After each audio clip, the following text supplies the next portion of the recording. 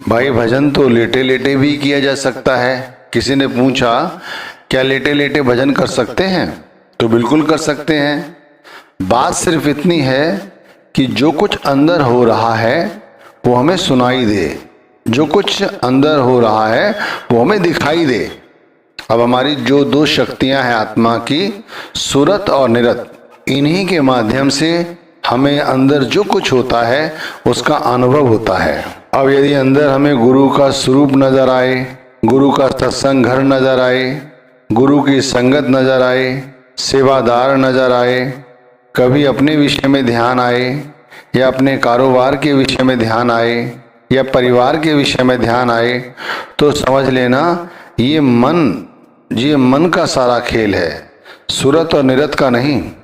क्योंकि सुरत और निरत का खेल तो जब शुरू होता है जब ये सब कुछ बंद हो जाता है। ना गुरु दिखाई देता है, ना गुरु की संगत दिखाई देती है, ना ही भाई ये घर परिवार दिखाई देता है। केवल और केवल एक शून्य की समाधि लगी होती है अंदर। ऐसी शून्य की समाधि है जहां हम पड़े हुए मुर्दे की तरह, हमें कुछ सुध बुध नहीं है कि कैसे पड़े हुए हैं।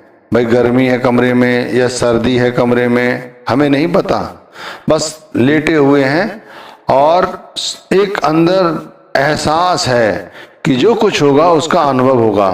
अब उसमें भी हम चालाकी दिखाते हैं, अपने ध्यान को कभी इस कान की ओर कभी उस कान की ओर इधर उधर ले जाने की बजाय अपने आप को वैसे ही रखो जैसे सिमरन के समय रखते हो। ध्यान को सहज दल कवल की ओर टिकाए रखो।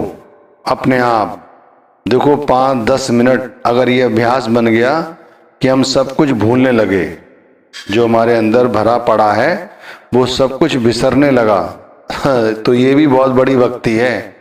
आप समझिए, धीरे धीरे अभ्यास बनेगा तो फिर बनता चला जाएगा।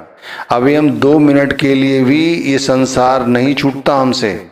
आप सोचो, भजन करते समय लोग आधा आधा घंटे भजन करते हैं और उसके बाद उन्हें संसार, गुरु, नाम ये कुछ नहीं दिखाई देता, बस पड़े रहते हैं या भजन में बैठे रहते हैं। ना शब्द धुन सुनाई दे रही है, ना प्रकाश दिखाई दे रहा है, उसके बाद भी बैठे हैं। तो ये भी एक बहुत सुखद अनुभव है। उन्हें डरना नहीं चाहिए और ना ही हिम्मत हारनी चाहिए। एक दिन जरूर शब्द धुन सुनाई देगी भाई, बहुत जल्द सुनाई देगी। क्यों, जैसे जैसे सुरत और निरत जागृत होती चली जाती है वैसे वैसे ये शब्द धुन अपने आप स्पष्ट होती चली जाती है। शब्द के प्रकाश अपने आप स्पष्ट होते चले जाते हैं। अंदर के जो रूहानी